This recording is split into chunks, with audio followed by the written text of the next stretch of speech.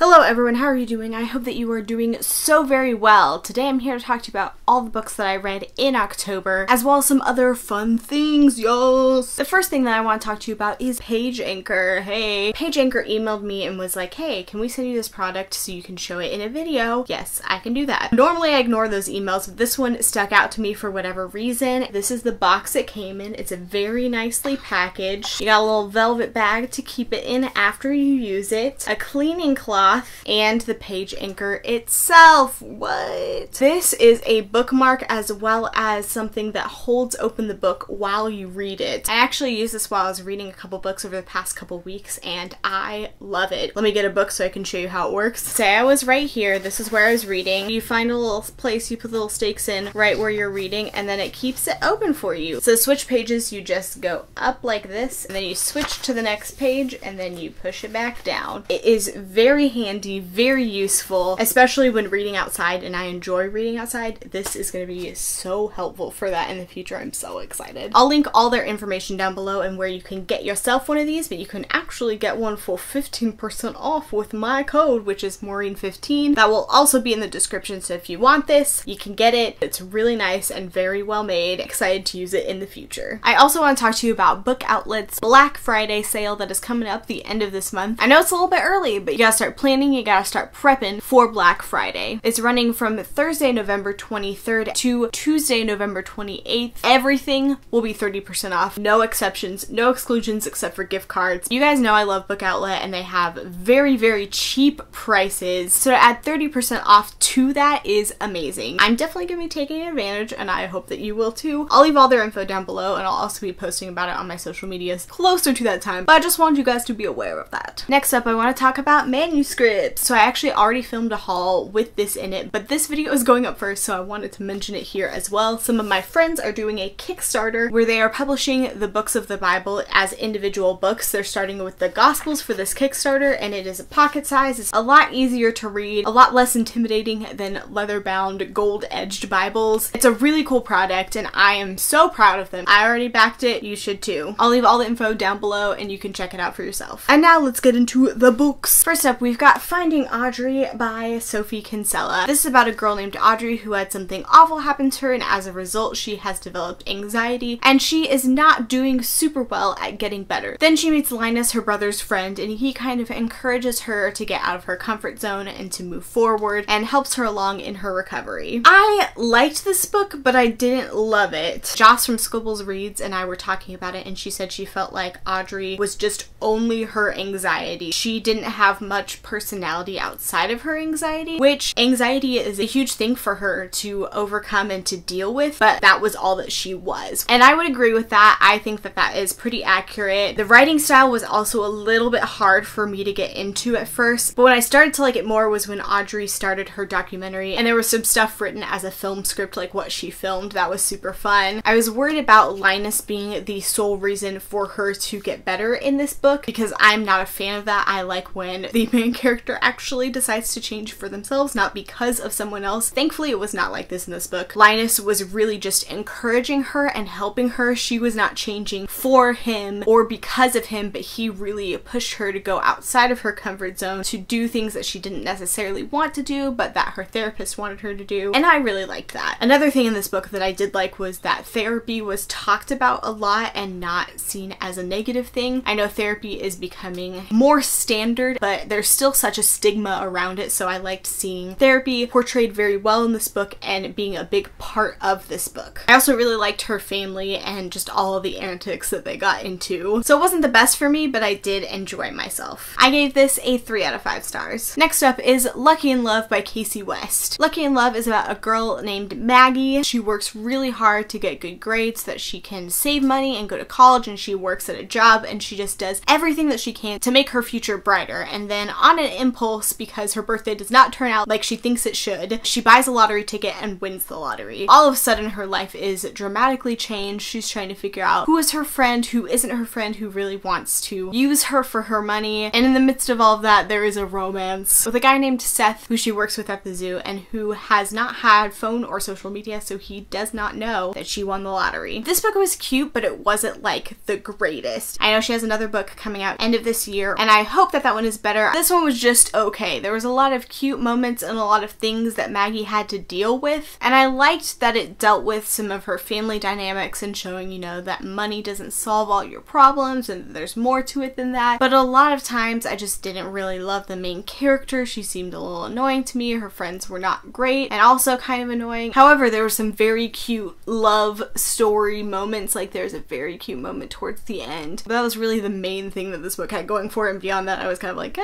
I gave this a 3 out of 5 stars. Next up is Between the Notes by Sharon Huss Roat. This is about a girl named Ivy, and at the beginning of this book, her and her family have to move out of their house in this very wealthy neighborhood because her parents are basically broke, and they move to what would be considered, you know, the wrong side of the tracks. She goes from a very wealthy lifestyle to not necessarily the worst, but definitely not what she's used to. Most of her friends are awful, and so she hides the truth from them as well as this cute guy who she might be interested in, but she finds out that she is used to assuming things about people and she is not always correct, and that people are different and better than she thought they were. I liked this book. I found it really, really cute and an interesting story, but there was one thing that just like rubbed me the wrong way about this book. Ivy, as a very privileged person, having to, you know, learn that she was privileged. That's kind of what this book is. And just how she talked about people who did not have as much money as she did was awful. She is very much corrected in that, so it doesn't just stand alone, and she's never corrected and she never learns. She's definitely like told off multiple times and shown that she is wrong. That was the redeeming quality, but a lot of books where there's just a person that goes from a very privileged lifestyle to one that isn't, and they're the focus of the story, I just am always like, but why? I'm glad she was corrected, but it still moved this book farther down than it would have been for me. She had a lot of learning to do, and I think at the end of this book she still had learning to do, let's be real. I gave this a 3.5 out of 5 stars. Next up is Every Last Word by Tamara Ireland Stone. I read this on Hoopla, which is an app that you can read library books and listen to library audiobooks through. If you don't know about it, I'll link it down below. It's my saving grace. I love it so much. This is about a girl named Samantha. On the surface, she's very popular. She's in this group of friends she's had for forever, but she has purely obsessional OCD, and that has kind of ruled her life, but she's hidden it from all of her close friends at school because she feels like she'll be judged if they find out about it, and it's this whole mess. Then one day at lunch, Sam meets Caroline, and Caroline introduces her to this place called Poet's Corner, and it really changes Sam's life. It helps her come out of her shell, it helps her learn about different people and make new friends, and then things get crazy, and I'm not gonna say anything else because it's spoilery. For this book, I would say trigger warning for depression and suicide and kind of harm or self-harm. It's more like thought processes that Sam has as a result of her OCD, but it's nothing that's ever acted out on. I know that I cannot speak to the representation, but it seemed very well portrayed. I read a couple reviews. Some people said that was not similar to their experience at all. Then there were comments on those reviews saying it was to mine. I didn't feel like it trivialized the issue at all. Like, even if the experience wasn't the same for everybody, it did not trivialize it at all, and she had a very supportive family, and therapy was a huge part of the story like it was in Finding Audrey, and I really found that to be super beneficial. Things were talked out in the book. It was just really well done. I also felt like the story was very entertaining except for one very spoilery thing. It was just something that happened and that there was a lot of foreshadowing and lead up for, and it was literally like pounded over your head all the time. And that was the one problem I had with this book, was just how in your face the foreshadowing was. It could have been much more subtle and the story would have been better for it. That really lessened the experience for me, but other than that, I really enjoyed this book. I gave this a 3.5 out of 5 stars. Next up is A Week of Mondays by Jessica Brody. This is about a girl named Ellison Sparks. She has this just horrible Monday, and at the end of the day, her boyfriend breaks up with her out of the blue, and at night she just wishes she could do it over again and says, you know, if I could do this day over again, I would get things right. And she gets her wish, and she lives that Monday over again and over again and over again. So the book is really about her trying to save her relationship and figure out where she went wrong and what she has to fix. I bought this very recently because I was hoping it would be a better version of Before I Fall, and it was! It was a cute contemporary, and there was a lot of self-realization and self-actualization. Ellison is really finding out who she is and why this relationship may be for the best or may not be for the best. Had my favorite trope in it, and I liked it a lot. I gave this a 4 out of 5 stars. Solid contemporary. Last but not least is The Hobbit by J.R.R. Tolkien. This was was the ostentatious book of the month, and it took me 5 ever to finish it, and I finally did. This is about Bilbo Baggins, and he goes on an adventure with some dwarves and with Gandalf to kill this dragon in a mountain that has stolen the treasure of the dwarves. If you don't know what The Hobbit's about, you've really been living under a rock. I really liked this a lot. This was a reread for me, and I have to say reading the physical book was a lot harder than when I switched to audiobook halfway through. I would really recommend audiobook for this book. It's really meant to be read aloud, and the story becomes better when it's read aloud. Just trust me. I love the adventures of Bilbo and the dwarves. It's a classic story for a reason, and it's still just as fun and interesting as the first time I read it. I gave this a 4 out of 5 stars. And that's it. That's all the books that I read in October. Wow, it's already November. It's fine. What's happening? Let me know down below what you read last month or what you were looking forward to reading this month. Thank you so much for watching this video, and I'll see you next time. Bye.